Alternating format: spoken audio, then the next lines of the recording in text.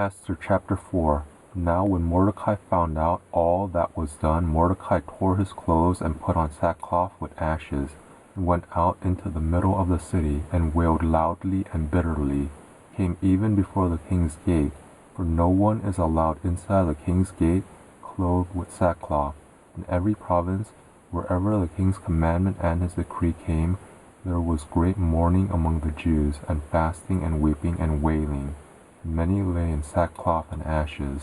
Esther's maidens and her eunuchs came and told her this, and the queen was exceedingly grieved. She sent clothing to Mordecai to replace the sackcloth, but he didn't receive it. And Esther called for Habakkuk, one of the king's eunuchs, whom he had appointed to attend her, and commanded him to go to Mordecai, to find out what this was, and why it was. So Habakkuk went out to Mordecai, to the city square, which was before the king's gate.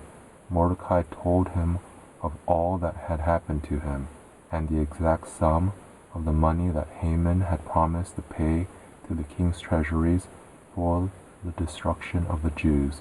He also gave him the copy of the writing of the decree that was given out in Shushan to destroy them, to show it to Esther, and to declare it to her, and to urge her to go in to the king, to make supplication to him, and to make requests before him for her people.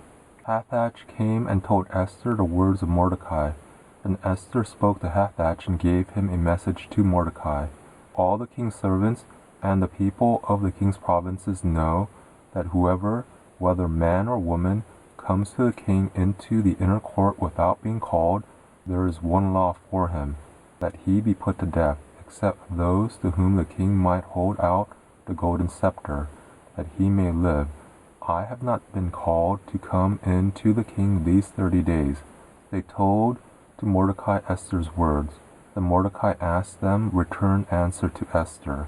Don't think to yourself that you will escape in the king's house any more than all the Jews. For if you remain silent now, then relief and deliverance will come to the Jews from another place, but you and your father's house will perish. Who knows if you haven't come to the kingdom for such a time as this? And Esther asked them to answer Mordecai, Go gather together all the Jews who are present in Shushan, and fast for me, neither eat nor drink 3 days, night or day. I and my maidens will also fast the same way. Then I will go in to the king, which is against the law, and if I perish, I perish. So Mordecai went his way, and did according to all that Esther had commanded him.